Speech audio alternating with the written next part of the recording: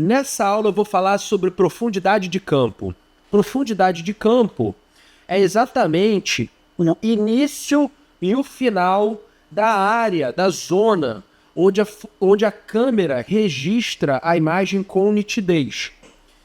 Dentro de um determinado espaço, a imagem ela tem a nitidez, o foco perfeito, né, ideal.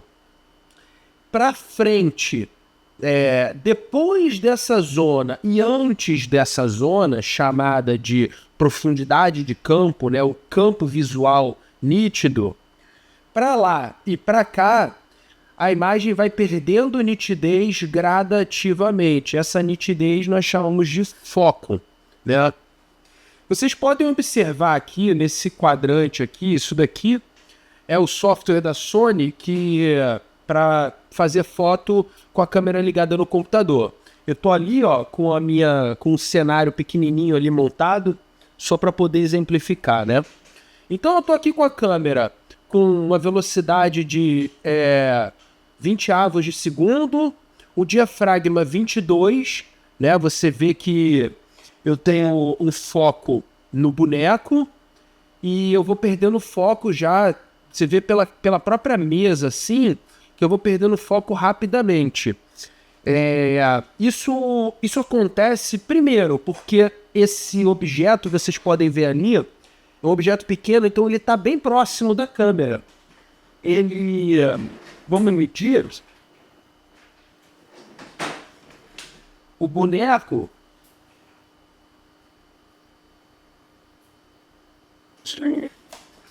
O boneco está aproximadamente 35 centímetros de distância da lente, né? Da ponta da lente. Então, quando a gente tem objetos próximos da câmera, a gente reduz a nossa profundidade de campo. Isso é uma das características. O segundo ponto, que também encurta a profundidade de campo, é a abertura focal da lente.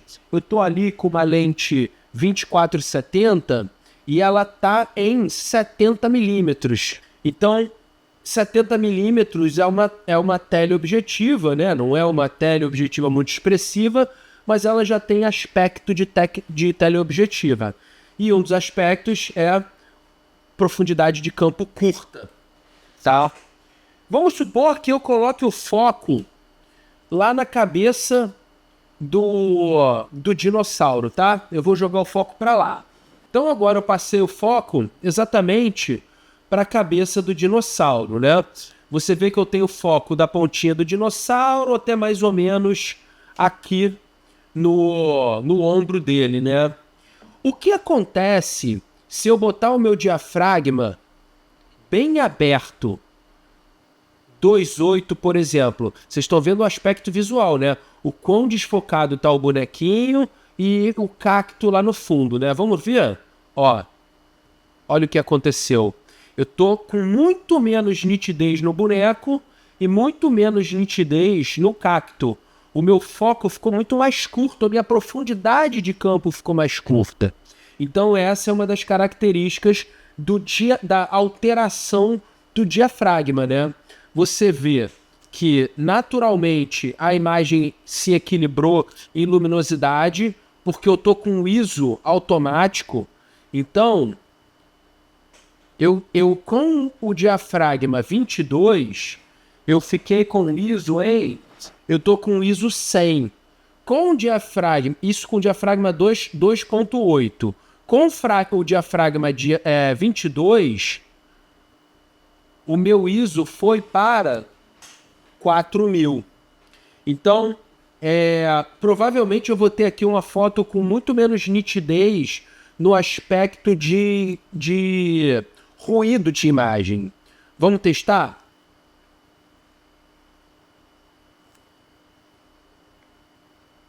Ó, tá vendo? Aqui o ruído que eu tenho na imagem. E agora vamos fazer com 2.8. Eu tô com um timer porque a câmera tá com uma velocidade baixa, né? Relativamente baixa. 20 avos de segundo, a câmera na mão ela ia tremer. Você vê que não tem ruído nenhum na imagem, viu? Ela reduz muito o grão. Mas enfim, o nosso assunto aqui é profundidade de campo. Então, diafragmas muito abertos, né? Observe aqui o gráfico. Quanto menor o número, maior, mais aberto está o diafragma. Quanto maior a numeração, né? 32, 22, menor é o diafragma. E se o diafragma é pequeno, aquele orifício dentro da lente é pequeno, significa que passa menos luz, então é mais escuro, certo? Então, menor, menos luz, mais nitidez, maior, mais luz, menos nitidez. E até fazendo uma correção, nitidez não é a palavra certa. Por quê? Na verdade, com os diafragmas extremos, tá? Diafragma muito aberto, eu tenho a profundidade de campo reduzida, então é correto dizer que eu tenho menos nitidez, né? Porque grande parte da imagem fica sem foco. Mas quando eu tenho um diafragma muito pequeno, apesar de eu ter foco em tudo, eu de fato tenho uma perda de nitidez. Perda de nitidez real, tá? Então, eu vou colocar o diafragma 22 e eu vou colocar o foco no rosto do bonequinho. Vocês vão notar que quando eu tenho um diafragma muito pequeno, o orifício da lente muito pequeno, eu tenho uma deficiência de nitidez geral da imagem, de leitura mesmo da imagem.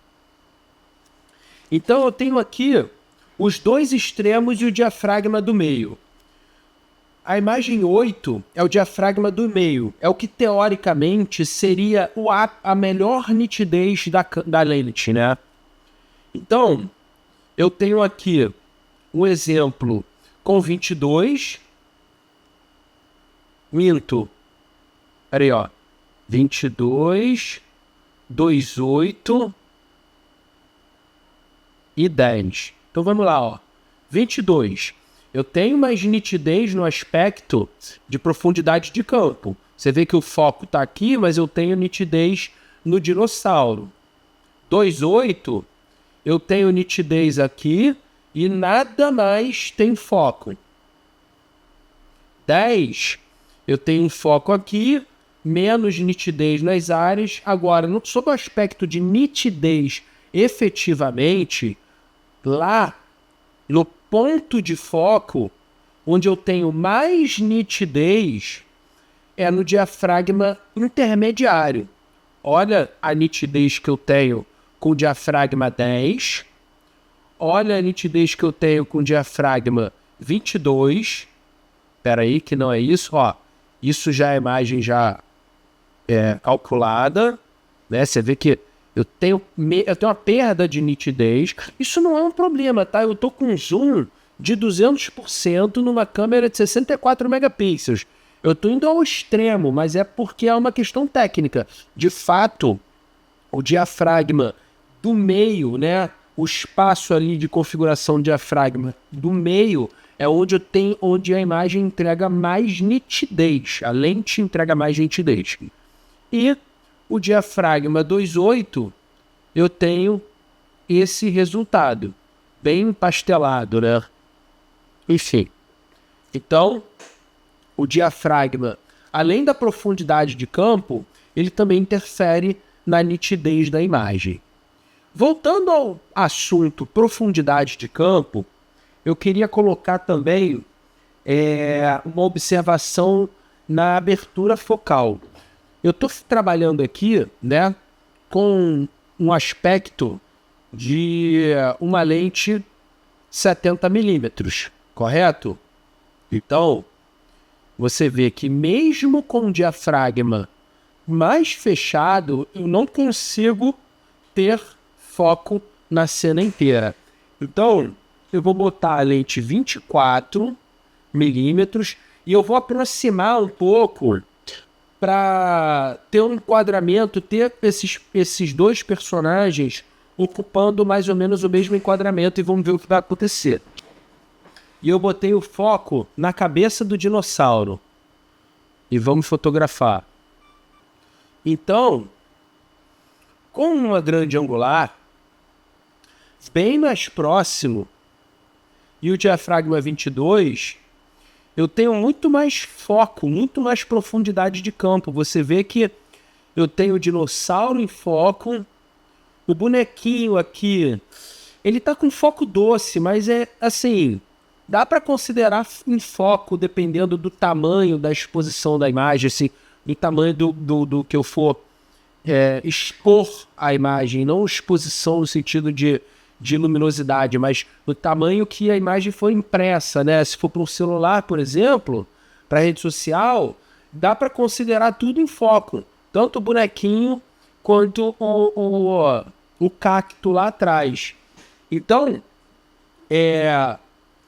tanto o diafragma quanto a abertura focal interferem na profundidade de campo. E mais, a proximidade da lente também é uma coisa que interfere na distância focal. Então, na profundidade de campo, desculpa. Então, quando a gente fotografa objetos muito pequenos, a gente acaba se aproximando muito deles, e aí a gente tem, de fato, uma profundidade de campo pequena, né? Quando a gente... É engraçado, assim, tem alguns recursos, né? O Lightroom tem uma ferramenta nova de profundidade de campo, né? Que você força a profundidade de campo. E quando eu fiz um teste, né, nessa ferramenta, com uma foto da minha janela, né? Então, prédios. E é engraçado, porque eu tinha fotos de prédios, né? Então, são coisas muito grandes, fotografadas com uma grande angular, que era eu fotografei com uma 24mm, e aí quando eu forcei a profundidade, o desfoque, né, do fundo no aplicativo, né, no Lightroom, eu criei um aspecto de maquete. Por quê? Porque é como se eu tivesse com uma miniatura fotografando com o diafragma bem aberto. Então, tem esse aspecto, né? Quando a gente fotografa coisas pequenas, a gente tem mais dificuldade de colocar foco em tudo. Assim como se a gente tiver com amplitude muito grande, uma grande angular muito aberta, para pegar uma área muito vasta, a gente também tem dificuldade de desfocar o fundo, tá? Mesmo que a gente coloque um diafragma bem aberto, beleza? Então, profundidade de campo é isso, né? É a área que você tem de foco, do início da área de foco ao final. Então ela pode ser menor ou maior, e a gente manipula isso com a câmera, né? Hoje em dia a gente de fato consegue manipular isso digitalmente através de software, uma ferramenta nova do Lightroom que é fantástica, mas isso é um dos aspectos que a gente busca quando a gente está pensando no triângulo da exposição, beleza? Então minha recomendação, pegue a sua câmera, faça testes, tá? Faça variações de diafragma, né? Mais aberto, mais fechado. Testa o diafragma intermediário, dá zoom na imagem para você perceber a mudança de nitidez da imagem. E testa também a abertura focal, testa uma grande angular e uma teleobjetiva. Testa fazer focos próximos e distantes e experimenta, né? Tenta avaliar aí nas suas experiências como isso vai impactar no seu trabalho, beleza? Então é isso e vamos para a próxima aula.